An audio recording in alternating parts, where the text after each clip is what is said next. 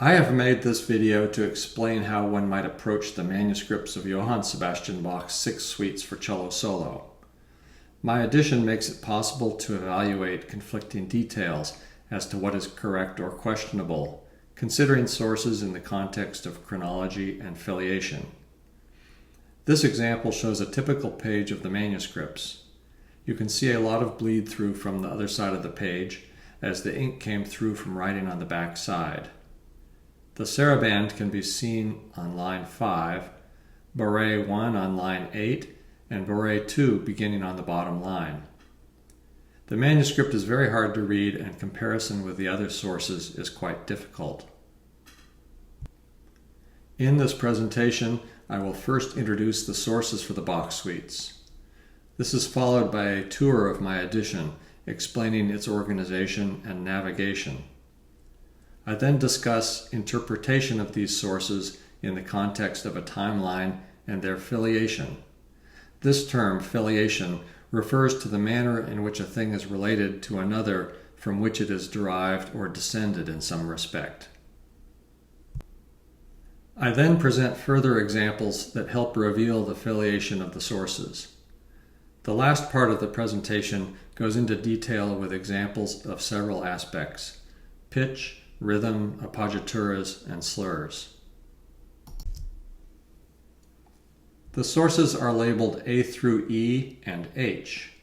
This example is the first line of Suite 1 from the Anna Magdalena Bach copy, known as Source A. She was Bach's second wife and was a trained singer. She made the copy between 1727 and 1731. This is Source B, the copy made by Johann Kellner. The date of this manuscript, 1726 to 1727, is slightly before the Anna Magdalena Bach manuscript. Kellner was a German organist and composer. He copied approximately 48 of Bach's works. Then we have Source C, known as Westphal. This copy was discovered in 1830, but had been written sometime in the second half of the 18th century by two anonymous professional copyists. The second copyist took over in the first Bourrée of Suite 3. The final handwritten copy is Source D, known as the Treg manuscript. It was made by an anonymous German copyist sometime in the end of the 18th century. It first came to light in 1799, but we do not know where it came from or who wrote it. The first edition, Source E, was published in 1824 in Paris. It perhaps clarifies some things, but many mistakes were made, and there are obvious editorial changes as well. Some of these errors have persisted in modern editions and performances. According to the preface of the edition, it is based on an unidentified copy found in Germany by the cellist Pierre Norblin.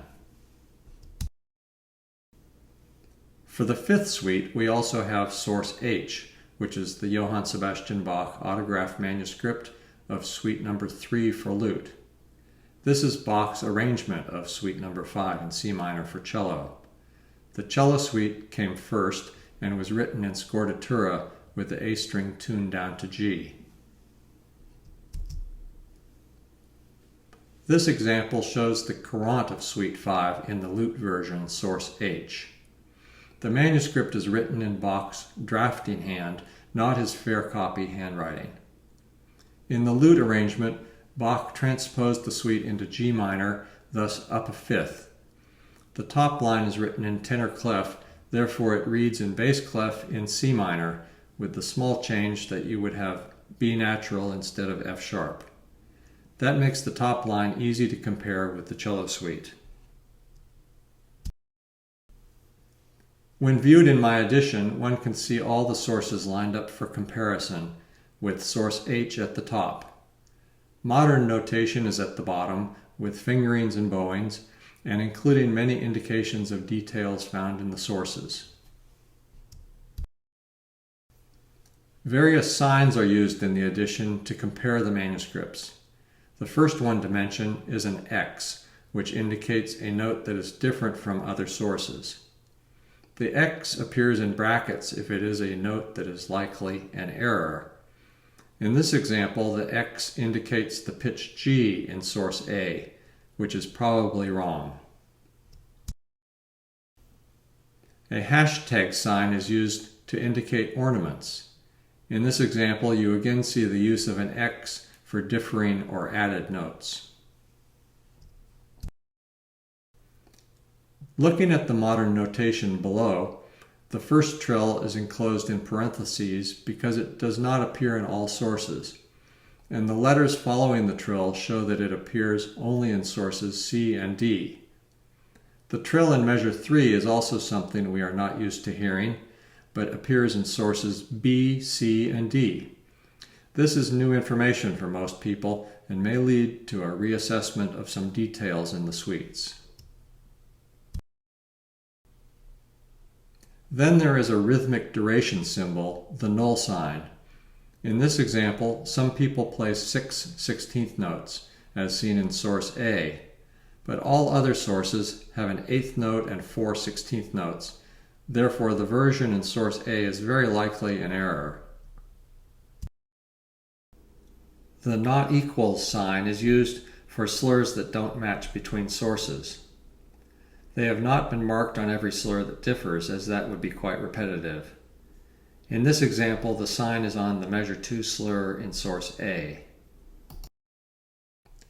In the other sources, the slur is clearly over 5 notes. In the modern notation at the bottom, editorial dashed slurs are seen in measure 6, but one may choose to do separate détaché bowing as none of the sources have slurs. The asterisk comparison symbol is used when there is a unique marking not found in the other sources. In this example, the slur doesn't appear in the other manuscripts. Here's how it lines up with the other sources. One can also see use of the not equals sign for slurs that differ from the other sources. However, it's interesting to note that in the next line, the sequence of that phrase, the slur is in both sources A and B. That to some extent validates the earlier slur, as there are very few instances in which Bach changes the pattern of slurs during a sequence. In preparation of the edition, I used Photoshop to clean up and align each line from the sources. Getting rid of all the background, one can more clearly see what was written. All of the sources are in public domain and are available online.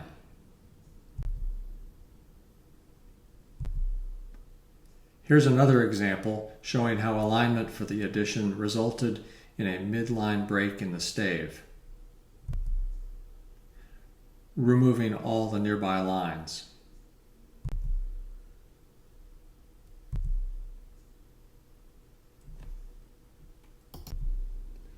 And here's one more example, erasing peripheral debris.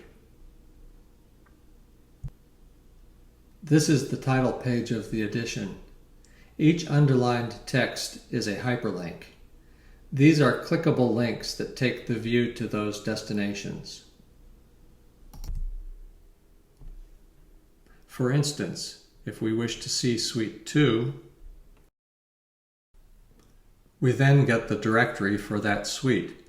The upper section links to the manuscripts for each movement, and the lower section links to the modern notation. For instance, one can select the score for the courant, and this is what we would see. If you want to look at the manuscripts for that movement, you simply click on the title of the movement or on the page number. At the bottom you can see the first line of the score we were just looking at. The following lines with manuscripts are reached using touch or a foot pedal on an iPad or with the arrow key on a keyboard.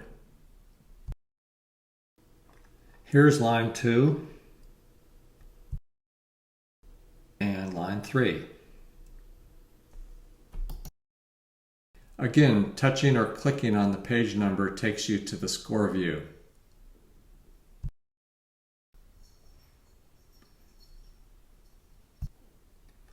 Back to the table of contents, editorial notes covers the sources and the comparison symbols, as well as discussion about slurs, ornaments, dynamics, and pitches.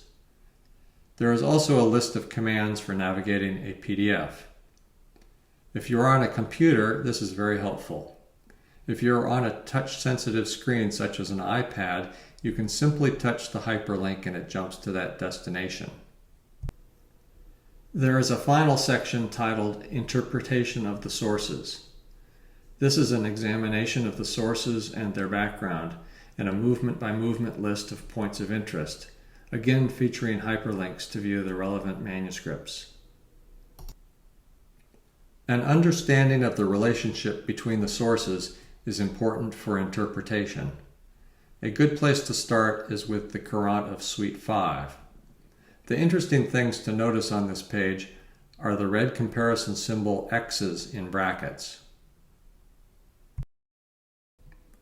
Examining the lute suite version, source H, one can see the use of tenor and bass clef for the two staves. The bass line, obviously in G minor, has an upward stepwise motion G, A, B flat. Compared with the cello version, Bach added bass notes that are marked with X and a few appoggiaturas that are also marked with X. There are also dots in the third measure that Bach wrote in the lute suite, so it seems appropriate that a cellist would choose to play those notes shorter. The interesting thing to notice is that Anna Magdalena Bach made a mistake, putting two ledger lines on the bass note in the third measure.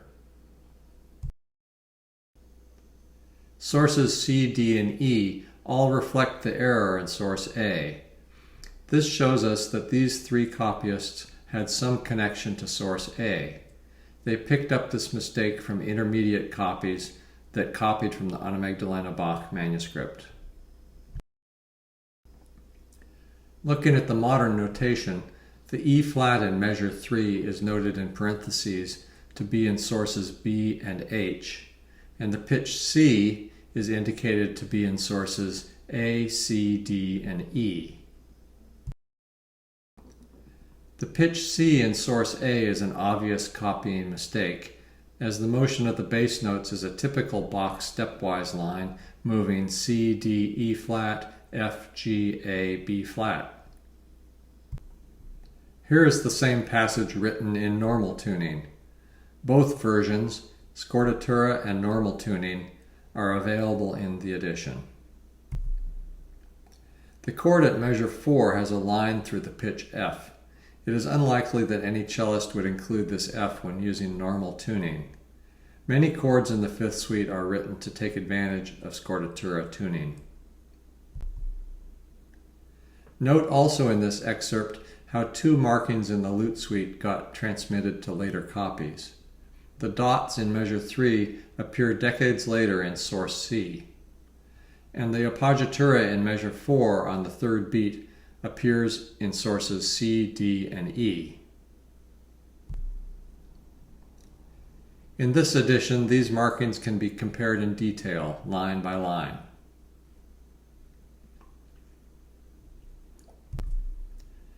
This is a timeline of the Bach suite's sources.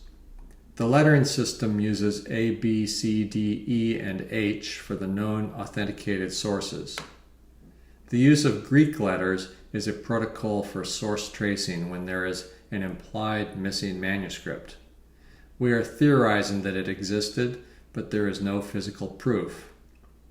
We know for sure that in 1720 Bach wrote the sonatas and partitas for violin, and it is likely that this was the same time when Bach wrote the cello suites.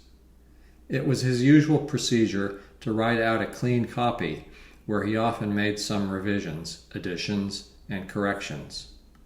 You can see the arrow from omega to alpha, both being manuscripts that are lost. Bach was in Köthen during those years, in a position that was much more a chamber music and chamber orchestra situation than either before or after. Two court cellists and viola da gamba players, Christian Abel and Karl Leinecke, are both possible copyists.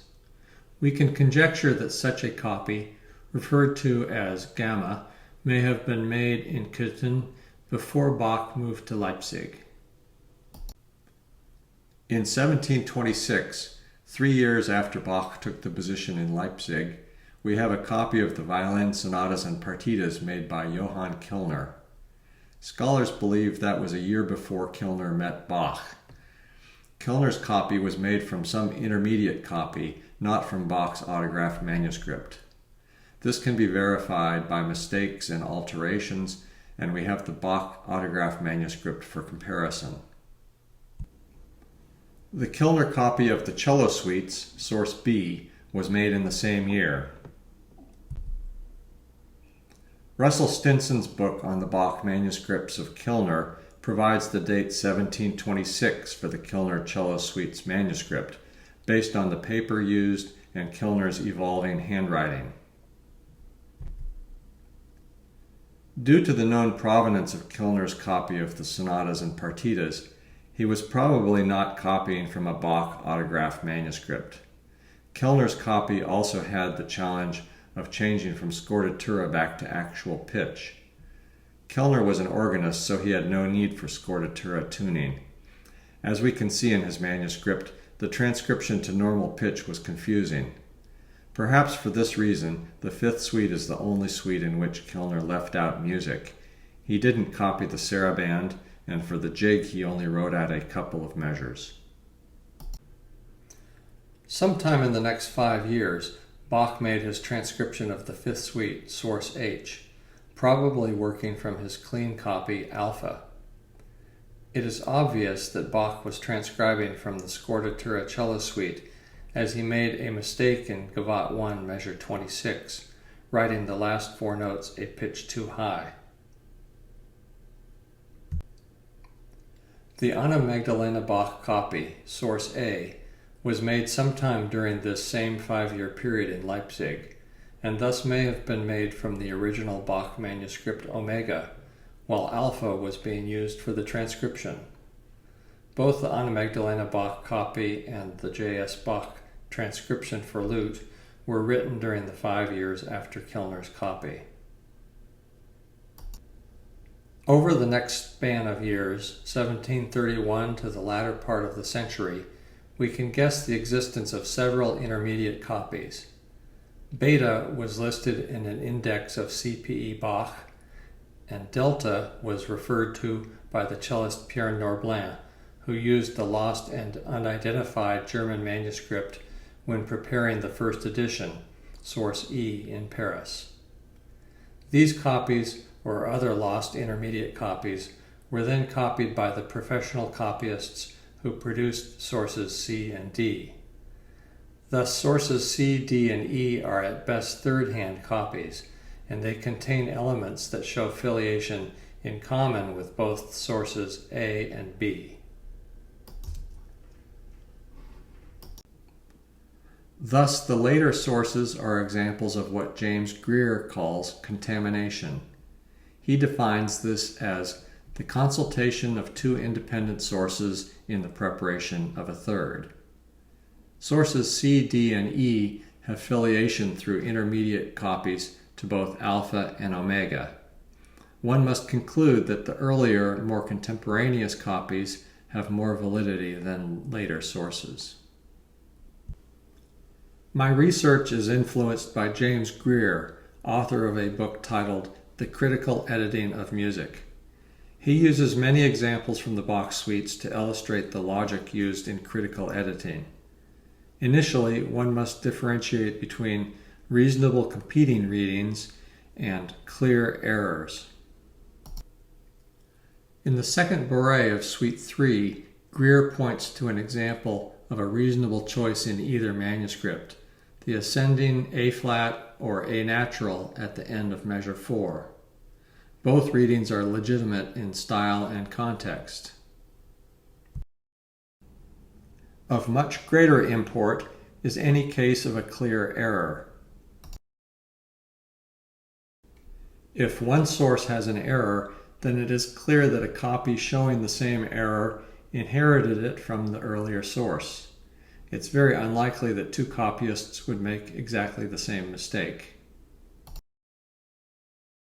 This is a very important element of Greer's book, which focuses to a great extent on filiation, that is, the ancestry or lineage of copies.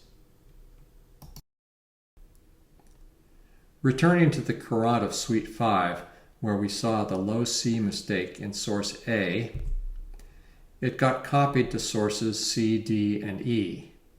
This shows filiation through an intermediate source that connects these sources. Analysis also shows that none of these later copies were copied directly from source A. There are many other examples that show a similar connection. In the chord of Suite 6, we have the mistake of a low F sharp in measure 14. This is again an obvious error that has filiation from source A to sources C and D, simply because of the chronology of the sources. The Anna Magdalena Bach copy was written probably 50 years earlier. Another example is from Gavotte 1 of Suite 5. After the double bar, the note marked with an X in brackets is written with 2 ledger lines instead of 1.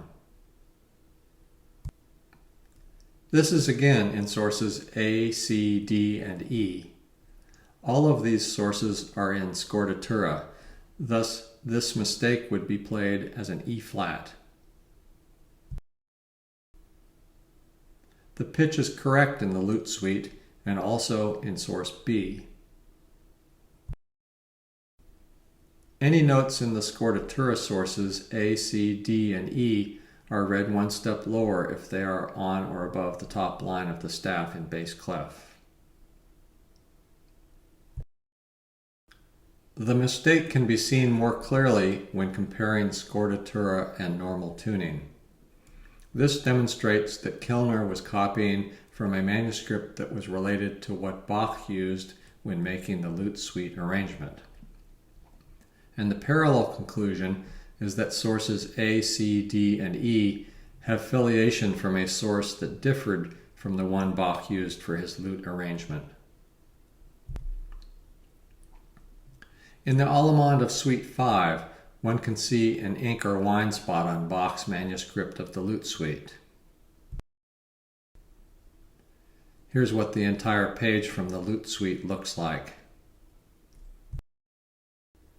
A rhythmic element is of interest in measure 25. In source A, we see an 8th note followed by 2 16th notes. However, the rhythm is reversed in sources H and B, with 2 16th notes followed by an 8th note. Sources C, D, and E follow the rhythm found in source A. This filiation is in line with others we have seen.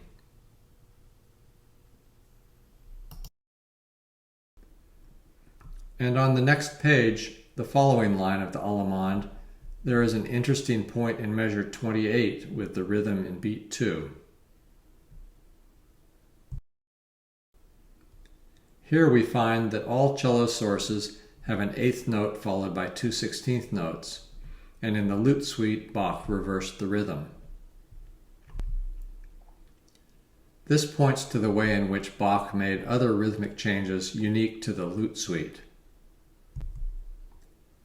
The arrow points to notes that Bach started to write in scordatura, but then corrected.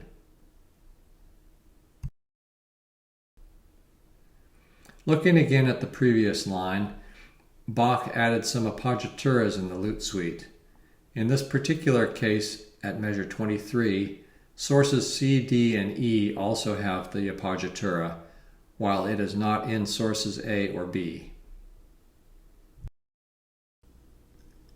Here you can see source H aligned with sources C, D, and E. This appoggiatura implies just two possibilities. One, that Bach added the appoggiatura in his clean copy alpha, but Kellner or the gamma copyist neglected to copy it. Or two, that both Bach and some intermediate copyist added the same appoggiatura. As the 18th century went on, appoggituras and ornaments became much more stylistically popular. There are many appoggituras and ornaments found in sources C, D, and E that must have been added by a later editor. Here is the same line in modern notation, both in scordatura and normal tuning. One might choose to not play these appoggituras as they do not appear in sources A or B, but they have slightly more validity since they are in source H. A note of interest in this line is the bass note G in measure 25. This appears in all sources, but some editions have substituted a B flat. The lute arrangement has a 5-note chord on this beat, which transposes to G, B flat, D, F, A flat. Also of interest are the slurs on the last two beats of this line, measure 26. Sources C, E, and H have a slur into the trill. This is parallel to measure 14, where sources A and H have a slur into the trill.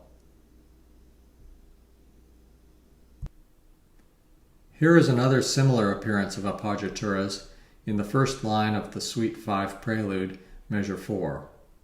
Once again, they are in sources C, D, E, and H. It is interesting to note that the third note in measure 1, the pitch A, is only marked with a natural sign in the lute suite source H. While the key signature for the second bourrée in Suite 3, also in C minor, only has 2 flats, the fifth suite key signature has 3 flats.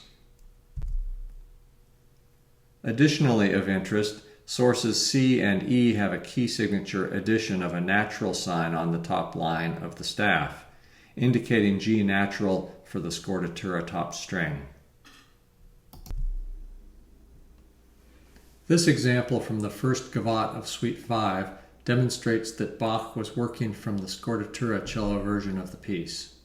The notation in the lute suite at measure 26 accidentally places the pitches one step higher, as they would be in scordatura notation. Kellner also struggled to transcribe this measure to normal pitch.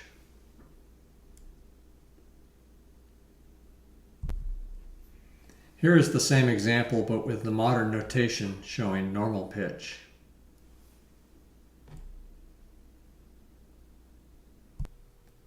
In the prelude of Suite 5, measure 193, we have a mistake in source A that is once again replicated in sources C and D. The third note of the bar is an A natural in source B. This pitch is verified by the lute suite source H. This is again a mistake of perseveration, repeating the third note G of 2 measures and 4 measures before. How this note got corrected in source E is a mystery, and again shows the contamination of sources that took place during the century between the composition and the first published edition.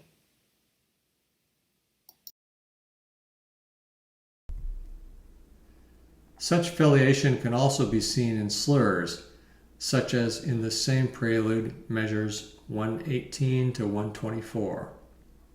Sources C, D, and E have a slur every other bar, while sources A and B have no slurs. It seems clear that an intermediate copyist added these slurs. This is just an introduction to the many things to be discovered using this edition. The comparison of the sources is facilitated by both the layout and the ease of navigation.